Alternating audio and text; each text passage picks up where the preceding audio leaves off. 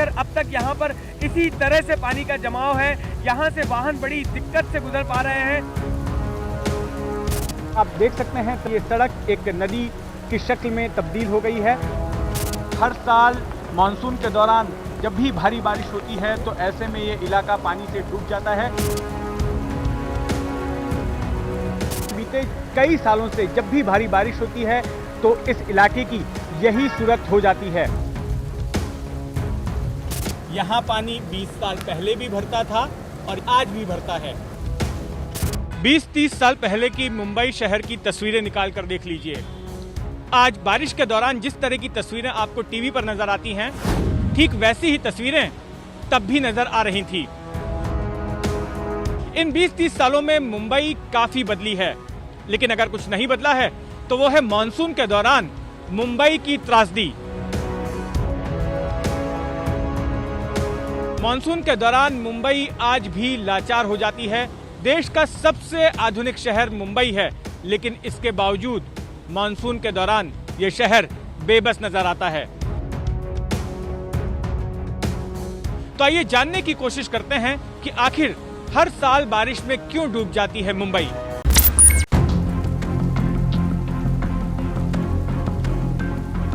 मुंबई और बारिश का अजीब रिश्ता है।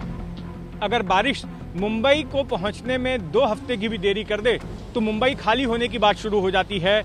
मंदिरों में पूजा पाठ शुरू हो जाता है, क्योंकि बारिश की वजह से ही वे 6 तालाब भरते हैं जिनसे कि मुंबई वालों के घरों में पानी पहुंचता है, मुंबई वालों की प्यास बुझती है। लेकिन जो बारिश मुंबई वालों की प्यास बुझाती है, वही बारिश मुंबई वालों के लिए मुसीबत बनकर भी आती है। हर साल मानसून के दौरान ऐसे 2 से 3 मौके आते हैं जब पूरा शहर ठप हो जाता है। सड़कें नदी की शक्ल ले लेती हैं, खाली मैदान तालाब बन जाते हैं। मुंबई की लाइफलाइन कही जाने वाली लोकल ट्रेनें ठप हो जाती हैं। लोगों के घरों में पानी भर जाता है। Hindmata junction, Parel, King Circle, Kurla, Sion, Milan subway, Andheri subway और मालाड सबवे जैसे नाम टीवी और अखबारों में छाए रहते हैं, क्योंकि सबसे ज्यादा खौफनाक तस्वीरें इन्हीं इलाकों से आती हैं। तो आखिर मानसून में उस शहर की ऐसी हालत क्यों हो जाती है जिसकी महानगरपालिका देश की सबसे अमीर महानगरपालिका मानी जाती है, जिसका बजट देश के छोटे राज्यों जैसे कि गोवा या फिर सिक्किम जैसे राज्यों के बजट से भी बड़ा होता है। इसी साल का बजट करीब 30,000 करोड़ रुपए का है। भारत की जीडीपी में मुंबई का योगदान 7% का है। मुंबई में 28 खरबपति रहते हैं। मुंबई दुनिया का 12वां सबसे अमीर शहर है। तो इन आंकड़ों को देखिए और इन तस्वीरों को देखिए, कितना विरोधाभास नजर आ रहा है। तो आइए एक एक करके समझने की कोशिश करते हैं कि हर साल बारिश में क्यों डूब जाती है मुंबई। दरअसल मुंबई महाराष्ट्र के तटवर्ती कोंकण इलाके में आती है और कोंकण की कुदरती बनावट ऐसी है कि यहाँ पर राज्य के बाकी हिस्सों से ज्यादा बारिश होती है। और चूंकि मुंबई कोंकण में आता है तो यहाँ पर भी बारिश काफी ज्यादा होती है और हर साल यहाँ पर औसतन 242.2 सेंटीमीटर की बारिश दर्ज की जाती है।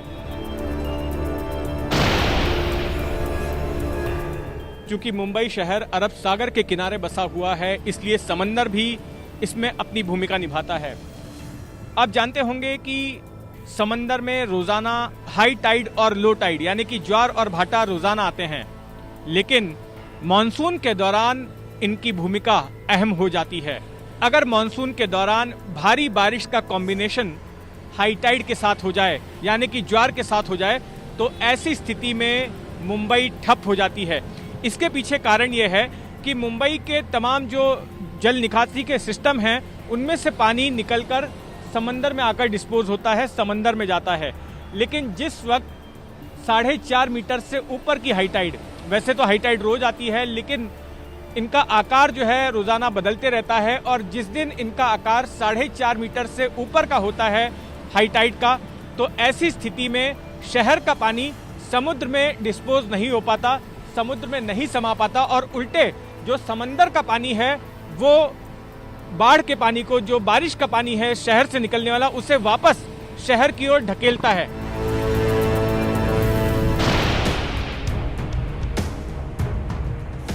मुंबई की त्रासदी में भूमिका समंदर के साथ साथ एक नदी की भी है। यह नदी शहर के बीचों बीच होकर गुजरती है। भले ही इस नदी का नाम मीठी नदी हो, लेकिन ये मुंबई वालों को कड़वे अनुभव देती है। ये नदी पवई तालाब, जो कि मुंबई के उत्तर पूर्वी उपनगर की ओर है, वहां से निकलती है और माहिम की खाड़ी में आकर अरब सागर में समा जाती है। अब होता यह है कि इस नदी के साथ में बड़ा खिलवाड़ किया गया है। नदी के दोनों ओर बड़े पैमाने पर लोगों ने अतिक्रमण कर रखा है और जिसका असर नदी के प्रवाह पर पड़ता है। साथ ही में नदी की सतह पर काफ़ी सारा मलबा जमा हो जाता है और जिसकी वजह से नदी का पानी मानसून के दौरान नदी की धारा से बाहर निकलने के लिए मजबूर हो जाता है और उसकी वजह से आसपास के इलाकों में पानी भर जाता है। आसपास जो बारिश का पानी जमा होता है वो डिस्पोज ऑफ नहीं हो पाता है। और आपको याद होगा कि साल 2005 में, जुलाई 2005 में मुंबई में जो प्रलयंकारी बारिश आई थी, उसमें इस मीठी नदी ने एक अहम भूमिका अदा की थी। इस नदी में बाढ़ आ गई थी और जिसकी वजह से आसपास के इलाके में बड़ी तबाही मची थी।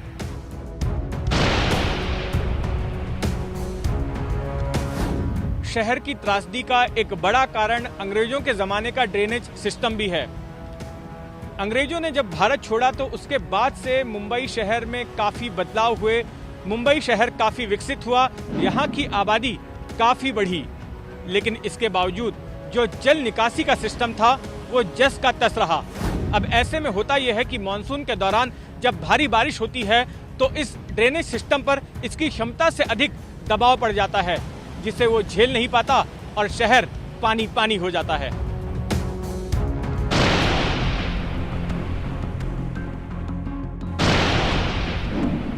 हर साल बीएमसी के बजट का करीब 3% हिस्सा स्टॉर्म वाटर निकासी के लिए होता है।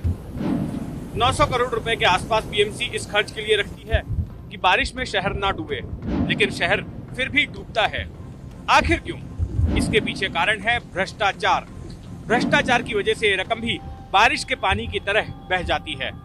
साल 2017 में सीएजी ने अपनी रिपोर्ट में वित्तीय लेन देन के दौरान गड़बड़ी का आरोप लगाया। आरोप ये लगा कि मुंबई महानगर पालिका की ओर से सीवेज मैनेजमेंट के ठेकेदारों को गैरकानूनी तरीके से फायदा पहुंचाया गया।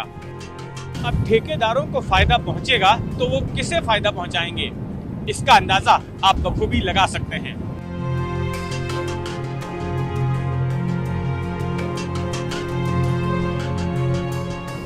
जमीनी हकीकत यह है कि जिन ठेकेदारों को नाले सफाई का ठेका दिया जाता है, उनमें से सभी अपना काम ईमानदारी से नहीं करते और यही वजह है कि नाले ओवरफ्लो होने लग जाते हैं और सड़कें नदियों का रूप ले लेती हैं।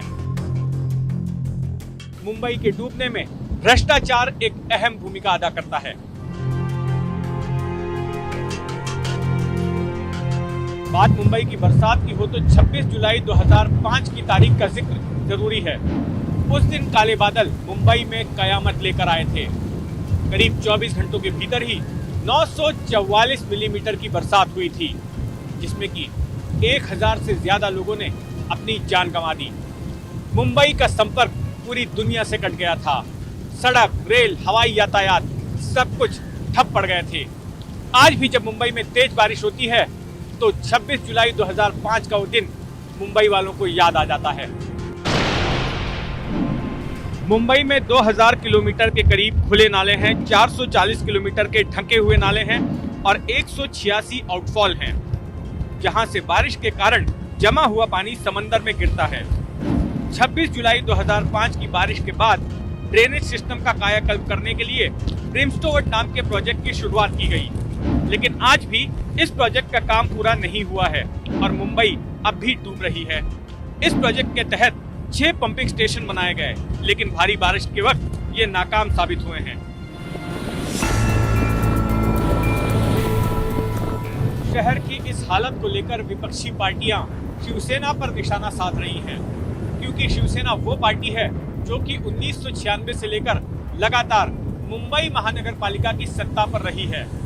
इसके अलावा तब से लेकर अब तक 3 बार शिवसेना महाराष्ट्र सरकार में भी शामिल रही है, लेकिन इसके बावजूद मानसून के दौरान मुंबई की हालत नहीं बदली है।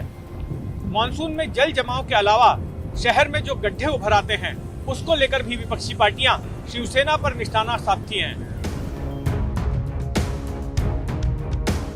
तो आपने देखा कि किस तरह से मुंबई अपनी भौगोलिक स्थिति, समुद्र में उठने वाले ज्वार भाटे, कुदरत के साथ खिलवाड़ और भ्रष्टाचार की वजह से हर साल मानसून में डूब जाती है। मुंबई में बारिश के दौरान जिस तरह की तस्वीरें आप साल दर साल देखते आए हैं और जैसी तस्वीरें आप इस साल देख रहे हैं, बहुत मुमकिन है कि आने वाले सालों में भी आप ऐसी ही तस्वीरें मुंबई से देखेंगे।